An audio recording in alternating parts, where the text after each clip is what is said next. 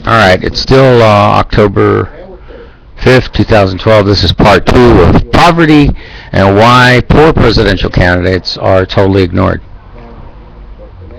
Along with their broken teeth and their dental sepsis and their health problems that your society created for me. I didn't create it. Your society created it for me. Anyway, where do we go from here? What was I saying a minute ago? Alright, so we talked about social problems. I showed you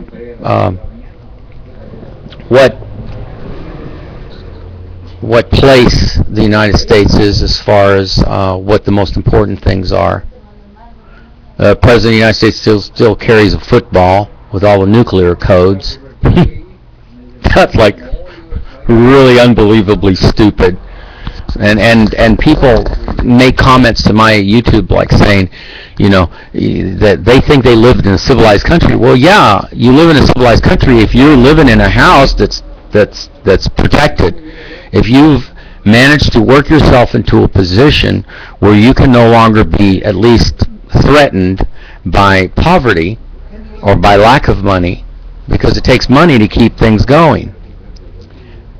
Look at your system of government. It's the repeat process of putting all that money into the bank, continually going back to the bank. The banks, the banks, the banks. Where's the real problem? Where's the real change? There's no real change. You're still letting the banks rule your lives, especially the poor. And the struggling poor trying to become less poor. And some of these people struggle their whole life, and they're never going to get up to that spot that they really want to occupy. The 99%ers and the Occupy, I spoke at one of the deals. I wasn't dressed like a presidential candidate. I just took a megaphone and went there and spoke, and nobody cared. It's still the same thing. And what's sad is that the biggest brains, when you get older, if you've managed to hold on long enough, you do increase in intelligence, and that rather than you see commercials saying that older people accomplish, it's not over. Older people can accomplish great things. Well, I'm an older person, but I haven't accomplished anything because I've been attacked so repeatedly.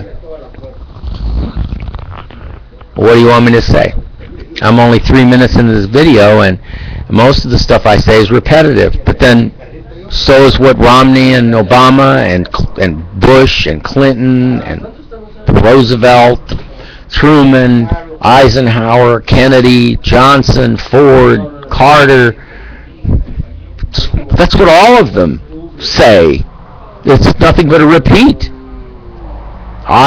It reminds me of a movie called Things to Come by H.G. Wells, and it was filmed in the 1930s. And in the film, the world goes through a terrible, war, worldwide war. It destroys the whole planet. And interestingly enough, they're still doing newspapers, and the chiefs, as they call them, of all the cities. They're now leaders, are now called chiefs. The chiefs of all the cities all claim glorious peace is just around the corner. Please be patient just a little bit longer. Glorious, wonderful, successful peace is right around the corner. But until then, we still have to have our wars. And it's just so funny because this was done in the 1930s, and that was right before World War II. So here you are. And it doesn't matter whether I've forgotten a date, whether it was right before World War II or during World War II. Here they are purporting a movie that talks about this, and World War II comes along. And then the Korean War, and then the Indochina conflict, with the French handling it, and then the French turning it over to the United States. And when it finally becomes the Vietnam conflict, then there was Noriega and going after him and killing a bunch of innocent men, women, and children there in the poor country, especially in the poor area of the country. Get the DVD by Frank Dorrell called What I Learned About U.S. Foreign Policy. You'll see the actual videos. Elizabeth Montgomery narrates the videos. Anybody who makes a comment to my YouTube and puts me down is putting their foot in the biggest dog pile of crap you can ever imagine. You're putting your foot then in your own mouth covered with dog crap. And you know why I say that? Because you really don't know me. You haven't listened to all the videos. You haven't heard my key points, the ones that are really important. Not the ones where I rant and rave and I call everybody jerks and I hate everyone equally and is it live or is it Memorex? Is it an act or isn't it? Everything I've just said, I said in all my videos. But nobody, see, that's the problem with the country. Did you remember the social problems in the other video, part 1? It says that the lowest on the list of priorities is keeping children safe from gun violence or any kind of violence. But that's just here in the U.S. What about other countries? If you add that into the statistics, like the statistics of the job rate dropping to 7-point-something% this morning, whoop-de-doo, and then the media, of course, magnifying it greatly in the headlines, but totally ignoring me. So here they are talking about that. But yet, they don't. Well, how drastically would those statistics change if you included the whole world and just not whether the United States is in first or last place there, but how the United States is included in that statistic throughout the whole world. And I know that you would still be not just in last place, but you would be, if there is a heaven and hell, the United States of America would be right in the sulfur bed. They would be right in the middle of hell, literally, if you would include all the statistics of all the innocent men, women, and children that you've killed in your supposed quote-unquote righteous wars.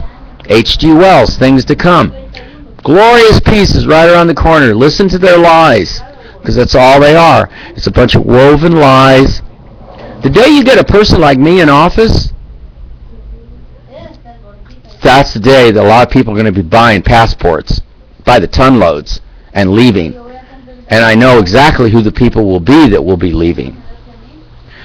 There will be the few that are rich that will take the gamble, will take the chance that I'm not going to do something to them.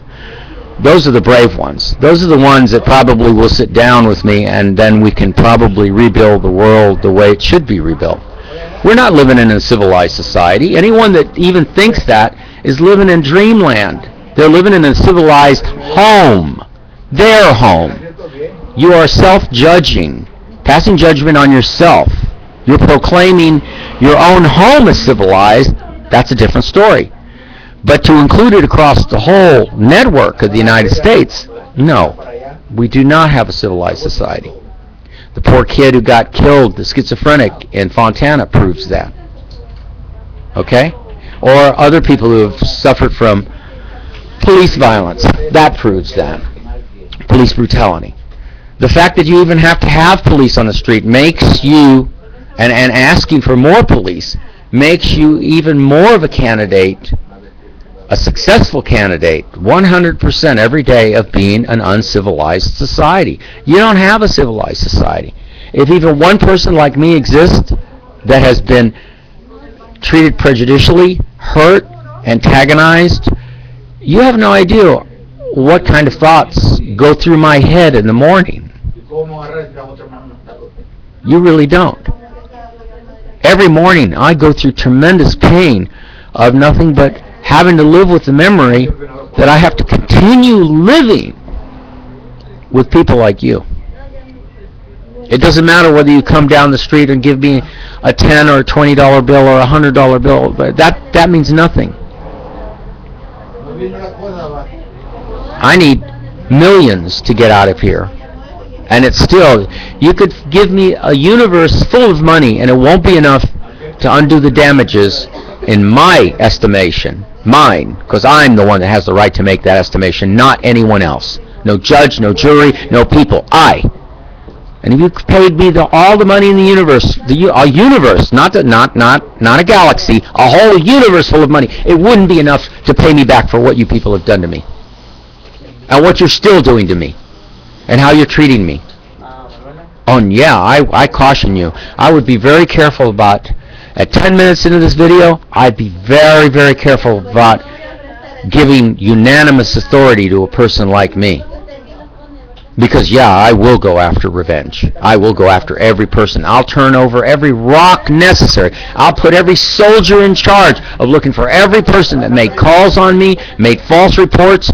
I will evict those people from this country. And they're the first ones on my list if I ever attain any kind of power before I die. So, yeah, I would think very carefully about voting for somebody like me. But at the same time, we would have a glorious country. There would be no crimes. There would be nobody shooting anybody walking into churches or theaters, and you wouldn't be able to do it with a gun. And you probably wouldn't be able to do it with a bomb either. I'm a very resourceful individual. I know what kind of technology I need to implement in order to keep that from ever happening ever again. And I wouldn't need to go to Congress or the Senate and say, oh, we need to pass this law and this taboo and this taboo. We wouldn't need to do that. No. Simple. Just as simple as the idea about my oil tanker. Remember my oil tanker, the round sphere? The one that was invented in 1979? The one that if you had started building them back then, there would have been almost zero oil spills throughout the world. With the exclusion of the BP oil spill, that was different. That was an oil leak from the bottom of the Gulf of Mexico. But there was a possibility my sphere could have been used in that one too. Anyway, but beyond that, then the two-story house that would have stopped all the droughts. Remember the book I showed you on the other two videos 2 or 3 days before? I showed you the book on damages that it was the National Geographic's, the one I showed you about the damages in billions of dollars.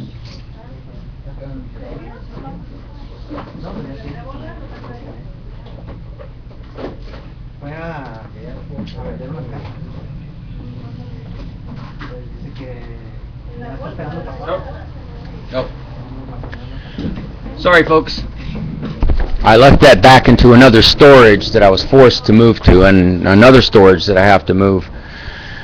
And the storages that were recently auctioned off. I was never in storages. You know, all my stuff was in cars and trucks. If I had to move it, I just put the key in the ignition. But the city of Los Angeles made it illegal to store stuff in your car on the street or in trucks and vehicles. The unbelievable unfairness that I've been subjected to is beyond anyone's comprehension. You would have to have lived with me every second of every day to see what your country has done to me. And here I am, a presidential candidate, doesn't have, I've challenged Obama and Romney, a poor candidate, doesn't have a, if Ron Paul had no chance, can you imagine a poor candidate who has no money? They definitely have no chance of getting any media coverage. And I mean media coverage that matters, equal media coverage, or sharing the stage with Obama and Romney. I could wipe the stage with them. They're afraid to be on stage with me. I guarantee you, if they were confronted right now, said, you know what, Caesar wants to meet you on stage and debate you about the office for president, but he doesn't want to be president. He wants the people to vote separately and make him emperor and overthrow the country, which he's already done symbolically. And you and Romney can be like proconsuls, you know. I mean, all a president is, these leaders, all they are is they have their under people work for them. They have their cabinet working for them, and the cabinet has people under them working for them. It's a very, very involved process. It's a lot more complex than most people think. They think, oh, just flip that lever, and the president's going to take care of all of it. That's just an ego lever. That's just an ego lever for the ego that's sitting in office. I don't have that kind of ego. It's not important to me to do that. What's important to me is actually fixing things. And you don't have the ability to elect me. Nor do I have the ability to, Ross Perot got to be third on stage with the other two yokel candidates, Clinton and Bush. So I don't know why I can't stand on the stage with Romney and Clinton. Romney and Obama. I've already forgotten about Obama. Wow, boy, that's amazing.